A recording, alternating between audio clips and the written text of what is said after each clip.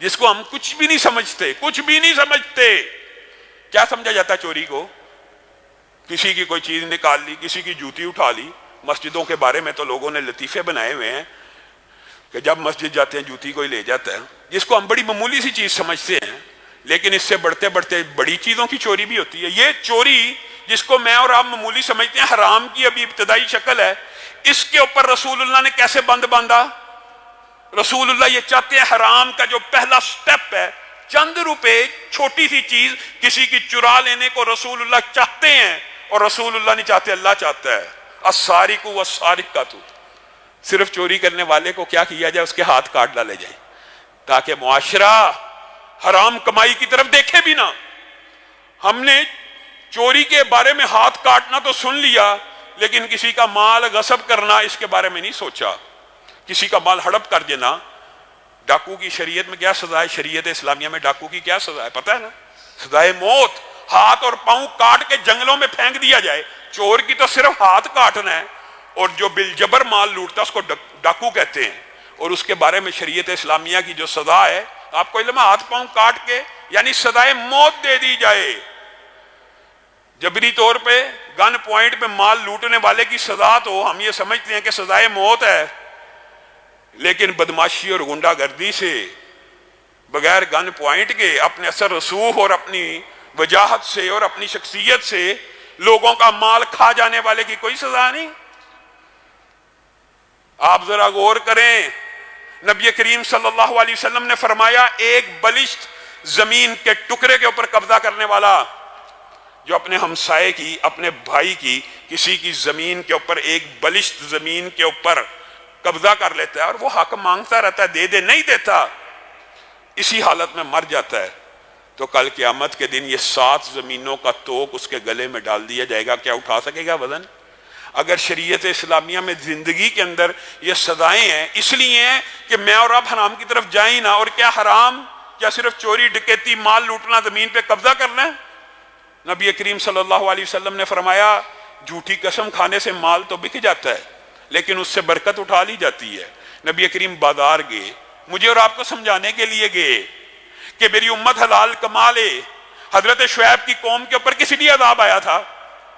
وَيْلٌ لِّلْمُطَفِّفِينَ الَّذِينَ إِذَا اكْتَالُوا عَلَى النَّاسِ يَسْتَوْفُونَ وَإِذَا قَالُوهُمْ أَوْ وَزَنُوهُمْ يُخْسِرُونَ. جب لوگوں سے مال لیتے ہیں، پھل لیتے ہیں، چاول لیتے ہیں، کہتے ہیں وٹا دکھا، باٹ دکھا، وزن پورا کر، پورا تول، پورا تول، یہ تھوڑا کم لگ رہا ہے، تڑکری کو صحیح طرح پکڑ. اللہ کہہ رہا ہے قرآن پاک میں. اور جب خود بیچنے پہ آتے ہیں تو تڑکری کے اوپر ہاتھ رکھ لیتے ہیں کہ کسی بندے کو پتہ ہی نہ لگے کہ کم تولا کہ زیادہ تولا ہے. صرف اتنی سی بات کے اوپر پوری شعیب کی قوم کو دنیا سے اٹھا لیا گیا. اور اللہ تعالیٰ نے کہا ان کے لیے ویل للمطففین، یہ جو ناپ تول میں کمی کرتے ہیں، ناپ تول میں کمی کی اگر یہ سزائیں ہیں تو اعلانیہ کسی کے پیسے کھا جانے کی کیا سزا ہوگی؟ کسی کا مال ہڑپ کر لینے کی کیا سزا ہوگی؟ لوگ یہ سمجھتے ہیں جی یہ رشوت ہے، رشوت تو گفٹ ہوتا ہے، رشوت کو گفٹ کہا جاتا ہے. بے شمار حرام کی قسمیں ہیں جو ممکن ہی نہیں کہ ایک دو لیکچر میں بیان ہو. صرف آپ کو جنرلی طور پہ ایک پوائنٹ آف ویو بتا رہا ہوں. اور کیا حلال کمانے والا اور نیت کرنے والا اللہ رب العزت آج کے بعد صرف حلال کماؤں گا نہیں کماؤں گا حرام، کیا اللہ اس کا رزق تنگ کر دے گا؟ وَمَا مِن دَابَّةٍ فِي الْأَرْضِ إِلَّا عَلَى اللَّهِ رِزْقُهَا. بتائیں اللہ کے علاوہ کوئی رزاق ہے؟ نبی کریم صلی اللہ علیہ وسلم نے کہا اللہ کی قسم بندوں کو مغالتا ہے، یہ بندوں کو مغالتا ہے. اگر بندے اپنے رب کے اوپر اس طرح توکل کرنا شروع کر دیں جس طرح پرندے کرتے ہیں، کتنی شرم کی بات ہے، شرم کی بات ہے. انسان اشرف المخلوقات ہے اور انسان کو سمجھانے کے لیے مثال حیوانات کی دی جا رہی ہے کہ جس طرح پرندے اپنے رب کے اوپر توکل کرتے ہیں. مفہوم یہ ہے کہ گھروں سے نکلتے ہیں خالی پیٹ. کیا گھونسلے کے اندر آپ نے دیکھا 3 دن کا یا 100 دن کا راشن پڑا ہو؟ کس پرندے کے گھونسلے میں 100 دن کا راشن ہوتا ہے؟ کس پرندے کے گھونسلے کے اندر 1 سال کا راشن ہوتا ہے؟ ہر روز نکلتے ہیں اور ایسا ممکن نہیں ہے کہ وہ خالی پیٹ واپس آ جائیں، اللہ ان کو رزق دے دیتا ہے. اگر بندہ مومن بھی اللہ کے اوپر ایسے توکل کرنا شروع کرے تو ان کو ایسے ہی رزق مل جائے گا. اور صرف رزق نہیں ملے گا، خیر و برکتوں کا بھی نزول ہوگا. اور صرف تھوڑا نزول نہیں ہوگا، نسلوں میں چلے گا. ایک بات بیان کر کے میں اپنی بات کو ختم کروں گا. نسلوں میں چلے گا. کیسے چلے گا؟ نوح نامی مدینہ کا ایک لینڈ لارڈ ہے، باغات کا مالک ہے. اس نے ایک مبارک نامی مالی کو رکھ لیا. کہا میرے باغ کو پانی لگایا کر، کھیتوں کو، فصلوں کو، پھلوں کا خیال رکھا کر. جی مالک مجھے یہ جواب منظور ہے. جواب پہ رکھ لیا، جو معاوضہ طے کرنا تھا کر لیا. ایک عرصے کے بعد آیا اور بعض تاریخی روایات سے یہ بات ملتی ہے کہ 5-6 سال کے بعد آیا وزٹ کرنے، اور گاہے بگاہے آتا جاتا تھا. ایک دن وزٹ کرنے آیا اور باغ میں بیٹھ گیا. مبارک پھل توڑ کے لا، بڑا عمدہ بڑا میٹھا مبارک پھل توڑ کے لایا، کھٹا. مبارک کوئی اور درخت کا لا، کوئی اچھا لا، کوئی اچھے پودے کا لا. پھر گیا، پھر کڑوا، پھر گیا، پھر گلا ہوا. اور تجھے 5-6 سال ہو گیا مالی رکھے ہوئے، تجھے یہی پتا نہیں ہے کہ میٹھا کون سا ہے، کڑوا کون سا ہے، کھٹا کون سا ہے، میٹھا کون سا ہے، گلا ہوا کون سا ہے، خراب کون سا ہے، صحیح کون سا ہے؟ مالک میرے ساتھ جو بات طے ہوئی تھی وہ تو یہ تھی کہ آپ کے باغ کی نگرانی کرنی ہے، ان کو پانی دینا ہے. آپ نے مجھے پھل چکھنے کی اجازت کب دی تھی؟ آپ نے مجھے پھل چکھنے کی اجازت کب دی تھی جو مجھے پتا ہو کہ پھل میٹھا ہوتا ہے یا کڑوا ہوتا ہے؟ نوح کی آنکھوں میں آنسو آ گئے.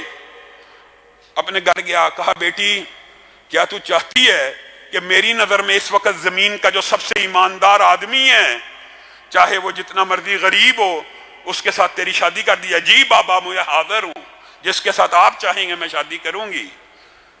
بتائیے رزق حلال کمانے والوں کو کیا اللہ ضائع کر دیتا ہے؟ مبارک کی شادی اس عورت سے ہوئی. مبارک اسی نوح کا ملازم ہے، ملازم کے ساتھ بیٹی کی شادی کر دی. یہ حسن نیت سے کی ہوئی شادی کا رزلٹ کیا نکلا، نتیجہ کیا نکلا؟ ان کے گھر بیٹا پیدا ہوا. نام کیا رکھا؟ عبداللہ. اور یہ وہی عبداللہ بن مبارک ہیں. آج 1300 برس گزر گئے ہیں، حدیث کا کوئی طالب علم ایسا نہیں جو ان کا نام سنے آنکھیں ادب سے جھک نہ جائیں. یہ وہ عبداللہ ابن مبارک ہیں. ان کے بھی بے شمار واقعات ہیں کہ کبھی موقع آیا تو انشاءاللہ ان کی سیرت کو بیان کریں گے. ایک واقعہ لیکن بیان کرتا ہوں جو رزق حلال کے حوالے سے ہے.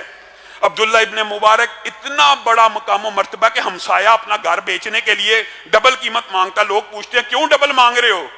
کہا ایک قیمت گھر کی ہے اور ایک قیمت عبداللہ ابن مبارک کی ہمسائیگی کی ہے. اتنا بڑا محدث ہے. فوت ہو گئے. شاگرد کو خواب آئی، عبداللہ ابن مبارک جنت میں بیٹھے ہوئے ہیں، میوے کھا رہے ہیں.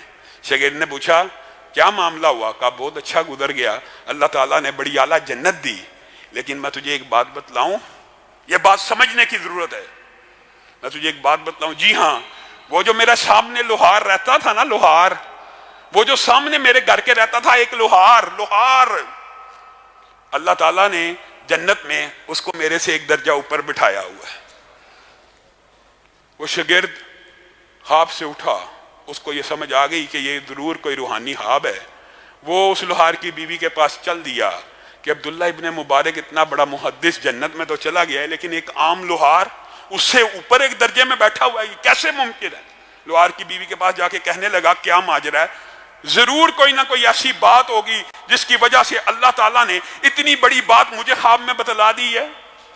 کہا زیادہ تو میں نہیں جانتی، لیکن یہ بات ہے عبداللہ ابن مبارک جب رات کو قرآن پاک پڑھ رہے ہوتے تھے، حدیثیں سنا رہے ہوتے تھے، حدیثیں سیکھ رہے ہوتے تھے، تو وہ لوہار اپنا کام کرتے ہوئے اللہ سے یہ دعا کیا کرتا تھا، اللہ رزق کی تنگی کی وجہ سے پریشان ہوں، اگر تو مجھے رزق حلال وافر دے دے تو میں عبداللہ ابن مبارک کی طرح قرآن پڑھا کروں گا، میں عبداللہ ابن مبارک کی طرح حدیث پڑھا کروں گا. اللہ نے موقع نہ دیا لیکن یہ رزق حلال کماتا رہا. بیوی نے کہا دوسری جو نیکی مجھے یاد پڑتی ہے کہ حرام نہیں تھا کھاتا، اللہ کا اتنا خوف رکھتا تھا کہ جس وقت اذان ہوتی تھی اس نے اپنے اوپر فرض کیا ہوا تھا کہ جیسے ہی اذان کا اللہ اکبر شروع ہوا اپنے کاروبار کو ترک کر دینا ہے، کیونکہ اس وقت یہ کاروبار کرنے کو بھی حرام سمجھتا تھا، ویسے غریب تھا. حتیٰ کہ بعض اوقات میں نے دیکھا، بیوی کہہ رہی ہے میں نے دیکھا کہ ہتھوڑا لوہے کا اٹھایا ہوا کندھے سے پیچھے ہے، اللہ اکبر کی آواز آئی تو آگے بھی نہیں رکھا، ادھر سے پیچھے چھوڑ دیا اور مسجد کی طرف چل دیا. اسی لیے نبی کریم صلی اللہ علیہ وسلم نے ارشاد فرمایا رزق حلال کمانے والا تاجر، میرے بھائیو امیر غریب کا کوئی فرق نہیں، کل بھی آپ کے سامنے یہ بات رکھی تھی، یہ بہت بڑا مغالطہ وسوسہ ہے کہ امیری آپ کے ہاتھوں کی، آپ کی انٹلیکچولیزم کی، آپ کے برین کی، آپ کی صلاحیت کی وجہ سے آئی ہے۔ اللہ کی قسم یہ شیطان کا مغالطہ ہے۔ یہ جو امارت ہوتی ہے، یہ جو دولت ہوتی ہے، اللہ کی تقسیم کی وجہ سے ہوتی ہے، ورنہ جو کل مثال دی تھی اس کو ہمیشہ کے لیے یاد کر لیں، ورنہ دنیا کے اندر ہاتھ کی کمائی سے اگر بندہ امیر ہوتا ہو تو سب سے زیادہ امیر طبقہ مزدور کا ہو، اور سب سے زیادہ غریب طبقہ کون سا ہوتا ہے؟ مزدور کا ہوتا ہے۔ اسی لیے نبی کریم صلی اللہ علیہ وسلم نے امیر اور غریب کے فرق کو ختم کر کے یہ بات سمجھائی ہے کہ ایماندار تاجر امیر ہو یا غریب ہو، نبی کریم صلی اللہ علیہ وسلم نے کہہ دیا، جو کہہ دیا اس کے اوپر تیرا اور میرا ایمان ہے، بلکہ یقین ہے۔ اور وہ کتنی عظمت کی بات کہہ دی، نبی کریم صلی اللہ علیہ وسلم نے کہا ایماندار تاجر کل قیامت کے دن اٹھایا جائے گا، کس کے ساتھ؟ انبیاء کے ساتھ، شہداء کے ساتھ، صدیقین کے ساتھ اٹھایا جائے گا، صرف ایماندار تاجر، صرف رزق حلال کمانے والا۔ اگر ایک لوہار ابن مبارک سے اوپر جا سکتا ہے، آپ کو کس نے وسوسہ ڈالا؟ ہاں میرے بھائیو، اعمال کی قبولیت کی ایک شرط یہ بھی ہے، شرائط زیادہ ہیں، میں نے کہا تھا صرف ایک جز بیان کر رہا ہوں، شرائط زیادہ ہے اعمال کی قبولیت کی۔ عمل اس وقت تک قابل قبول نہیں جب تک توحید نہ ہو، عمل اس وقت تک قابل قبول نہیں جب تک رسول اللہ کی مہر نہ ہو، اور تیسری بات یہ بھی ہے کہ عمل اس وقت تک بھی قابل قبول نہیں جب تک ریا ہو، اور چوتھی بات یہ ہے، اور اس کے علاوہ بھی چند شرائط ہیں، عمل اس وقت تک بھی قابل قبول نہیں جب تک رزق حلال کمائی نہ ہو، نہیں قبول۔ آج جو بھی جھوٹ بول کر، دھوکہ دے کر، کسی بھی قسم کا کسی کا مال ہڑپ کر چکا ہے، آج رمضان آ گیا ہے، اگر اس مہینے میں ارادہ نہیں کرنا ساری زندگی حرام چھوڑ دوں گا، ساری زندگی اللہ حلال چھوڑ دیا ہے، پانی چھوڑ دیا، اللہ آج رمضان اگر آ گیا، آج میں نیت اور ارادہ کر کے جاتا ہوں۔ میرے بھائیو صرف نیت اور ارادہ آپ نے کرنا ہے، اللہ کی قسم مدد آسمانوں سے نازل ہوتی ہے۔ رسول اللہ نے کہا جو بندہ اللہ کی طرف ایک قدم بھی چلتا ہے اللہ دوڑتا ہوا آتا ہے، ایک ہاتھ چلتا ہے اللہ پورا ایک گز آتا ہے۔ کس نے وسوسہ ڈال دیا؟ رسول اللہ کی حدیثیں نہیں سنی؟ ہو سکتا کسی کے دین میں اشکال ہو، یہ دھوکہ ہے شیطان کا کہ اگر میں نے حرام چھوڑ دیا، اگر میں نے رزق حلال صرف میں غریب ہو جاؤں گا۔ اس سے بڑا شیطان خبیث نے کوئی تجھے مغالطہ نہیں دیا۔ حضرت علی نے خود یہ بات بیان کر دی ہے، اور یہ تقدیر کے باب میں سے ہے۔ یوم کتابت تقدیر میں آپ کا اور میرا جتنا رزق لکھا ہوا ہے، اللہ کی قسم آپ جتنی مرضی محنت کر لیں اس سے زیادہ نہیں کما سکتے، اور قسم کھا کے پھر یہی بات ہے، اور آپ کی مرضی ہے وہ لکھا ہوا رزق حلال طریقے سے کمائیں یا حرام سے کمائیں، آپ کی مرضی ہے۔ حضرت علی نماز پڑھنے کے لیے داخل ہوئے، گھوڑے کے اوپر زین موجود ہے، ارادہ کیا جب میں نماز پڑھ کے باہر نکلوں گا تو جس بندے کو میں کہہ کے آیا ہوں کہ زین کی اور گھوڑے کی حفاظت کریں اس کو 3 درہم دوں گا، نماز کے اندر ارادہ کر رہے ہیں، اس کو 3 درہم دوں گا۔ باہر آئے، گھوڑے پہ زین موجود نہیں، بندہ بھی غائب۔ کچھ دور گئے، دکان کے اوپر زین لٹکی ہوئی ہے، جا کے پوچھا کیا ماجرا؟ زین تو میری تھی، چوری ہو گئی۔ کہا ابھی ایک بندہ آیا تھا 3 درہم کی بیچ کے چلا گیا ہے۔ بات سمجھ نہیں آئی شاید۔